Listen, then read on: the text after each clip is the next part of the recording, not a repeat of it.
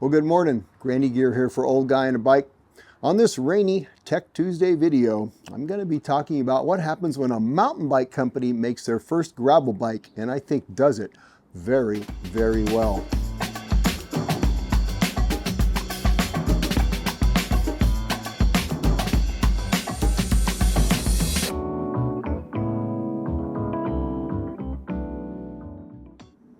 Yeah, I'm trying to beat the rain because it's coming in today and haven't been riding a whole lot because it's been a little wet and soggy here in Southern California. But we need the rain more than we need granny gear to go riding. So that's not a bad thing.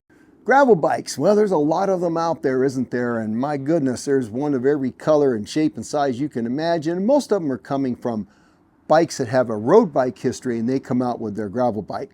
And you know what? When you look at them, they're not really all that much different from each other one way or another, are they? But when a mountain bike company decides they're going to make a gravel bike, well, they may come into it with a little bit different attitude. And now this isn't the first time this has happened, but I think this one that I've seen, it's one I'd like to ride.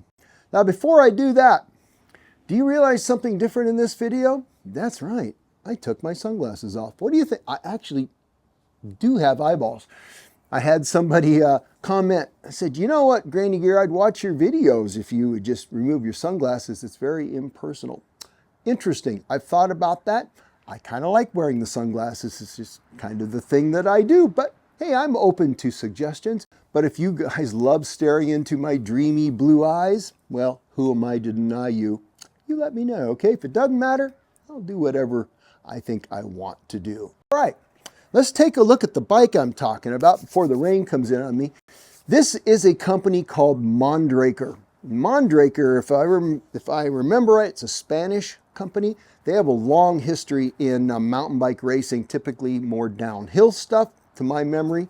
And so when they came out to do a gravel bike, they kind of put their unique slant on it. Let's take a look at the website, take a look at some of their bikes, and then we'll take a look at the gravel bike. And something that I think that they did is kind of compelling and really I think they made a gravel bike that is charting the course and is right at the cutting edge in a way of what I think most people really are going to want in a gravel bike as time goes by. Let's take a look.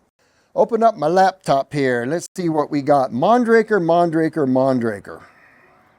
Now, this is how I remember Mondraker because I really wasn't into the downhill mountain biking scene. I've been a mountain biker forever, more of a cross-country kind of a guy. They had something called forward geometry. That's their term for it.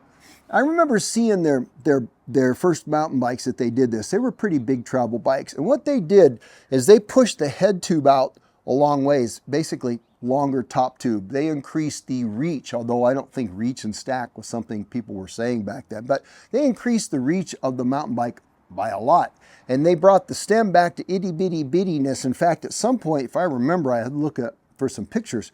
We almost got to the point we had like a motorcycle triple clamp. You know what I'm talking about? If you ever owned a motorcycle, where there really isn't a stem. It's almost like the handlebar is attached to the top of the fork crown, if that makes sense to you.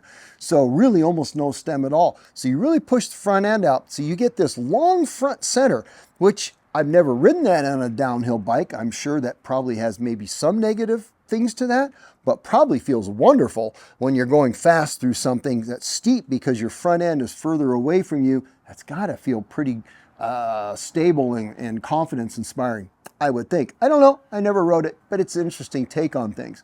So, we're not here to talk about their mountain bikes though, but when they did the gravel bike, which they call the Arid, and they have, I think, 3 models. Let's see. Let's get down here a little ways. Oh, 4 models. The Arid Carbon, the Arid Carbon R, the Arid Carbon RR, apparently they like ours, and the Arid Carbon RRSL. I'm saying arid as in like a dry desert, like it is arid, which kind of matches a lot of Spain, doesn't it? So each one of these, the carbon to the R to the RR to the RRSL, each one gets a little fancier, a little nicer components. I have to do my homework. Maybe the carbon layup changes a little bit, but they also get more expensive, and they start at $3,300 US and go up to like 98, about 10 grand. So when you look at the Arid, let's take a look at the Arid Carbon, all right? Let's click on that. Let's take a look at that bike, because I think the frames basically are the same as far as geometry and capabilities and stuff. You just, you know, they get a little nicer as you spend more money. First of all, remember a while back I said that if you're making a gravel bike these days and it doesn't take a 50 millimeter tire confidently, you're off the back. Okay, so this takes a 50 millimeter tire. Wow, very, very good. That's good. They're also, as far as I can tell, they're all 1x. And by looking at the frame, I don't see even capability to take 2x. And I think, honestly, yeah, I'm sorry, you GRX guys. I know you're going to weep and moan about this. Weeping and wailing and gnashing of teeth. However, really, the future of gravel bikes, I think for the large part of the market, it's just going to be 1x, and that's just the way it is. So it's a good looking carbon frame, isn't it? It's got the drop top tube, drop seat stays. The seat stays or the chain stays are kind of short. I think it's 425. That's not bad if it takes a 50 millimeter tire. And the geometry is what I will call progressive plus, right? So here's what I mean about that. Remember I said they had their forward concept, their forward, where they took their mountain bikes and really pushed the top tube out, gave you itty bitty stem. Well, they kind of did that with the gravel bike. Now, just for a second, let's back up to my Turner Cyclosis, right, which is the gravel bike I ride. I would consider that progressive. Now, David Turner, I think that's a couple-year-old design now. What he did is he took and he extended the reach. So if you look at a Turner Cyclosis in any given size, it's got about 10 millimeters longer front end, right? It's 10 millimeters longer reach than typically you would see on a gravel bike for any given size. And then what he does, he suggests you just pull your stem back by 10 millimeters, right? So when I built up my Cyclosis, I used a 90 millimeter stem where maybe I would have used 100, and I really liked it. And what I noticed almost right away when I got on my Turner Cyclosis is there was a noticeable gain in stability, in comfort, and just how relaxed you feel, especially at speed and rougher things. And I attributed that mostly because there wasn't anything else dramatic about the Turner, was just that little bit pushed out front end. And I thought, hey, there's something to that. I like that. Now the Mondraker, it takes that out another 10 millimeters. So basically, they have 4 sizes. See, small, medium, no, 5 sizes in the Mondraker. Small, medium, medium large, which is kind of unique, which is nice actually, large, and extra large. Well, when you look at the Mondraker geometry, it's a little slacker than my Turner. Bottom bracket drops about the same. It's nice and low. I think it's 73, 75, something like that. That's nice. So that's going to be good. It's a little shorter in the back end than the Cyclosis by I think 5 millimeters. So that'll tuck things in a little bit.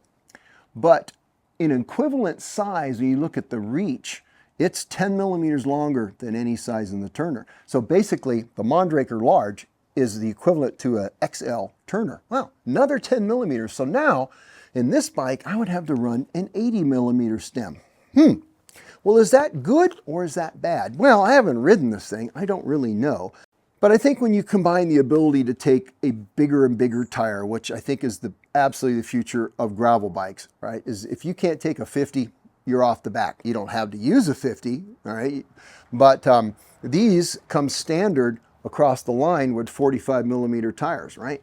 So what you see with a lot of manufacturers, they'll say it takes a 45 or it takes a 47, but we're going to ship it to you at 38s or 40s or something, right? Which I'm kind of like, huh? Yeah, that's really cool, but now I've got this bike that can take a bigger tire, and which most people probably want to use these days, and you don't give me bigger tires with it. I don't know, kind of strange. Anyway, so the Mondraker gives us that forward geometry that they brought in their mountain bikes, and they put it into the gravel bike. And I think this is me just getting out my little gravel biking crystal ball. I think it's going to be a good thing, and I'd like to ride this bike very much because I think I'd like it. The design of the frame, it looks like it would be kind of compliant too, vertically compliant, laterally stiff and all that, but that thin flat top tube, that bodes well, I think, for some compliance. That interesting little seat stay thing with the little, you've seen that on the Era road bikes, and now you're seeing that little funky seat bridge kind of thing there. I don't know if that really does anything or not, but typically the bikes with the drop seat stays, Seemed like that adds some compliance through the seat tube, and so that ain't a bad thing. Oh, by the way, no fancy arrow or D-shaped seat post. It's just round 27.2. Yay! I think that is really, really nice. So if you want to run a suspension seat post on it, or you want to run your favorite, fill in the brand, round seat post, I think Aero gravel bikes, for most of us mere mortals, honestly, it's kind of silly. Anyway, just a little interesting tidbit before the rain comes in on a Tech Tuesday. I think this Mondraker is kind of a cool bike. I think it's right on a right. It's charting the right course for where I think a lot of gravel bikes are going to be going, and maybe it takes it one step further. And it's an interesting bike, isn't it? It's not cookie cutter. It's not me too. And you know what? I don't know. Maybe it's not all that great, but maybe it is. And either way, I think it's interesting. I'm curious to know what your thoughts are on this. Would you consider buying this bike? Do you think this is the right direction or not? Anyway, let me know. All right, you guys, have a great week and or weekend. And as always, you go ride your bikes.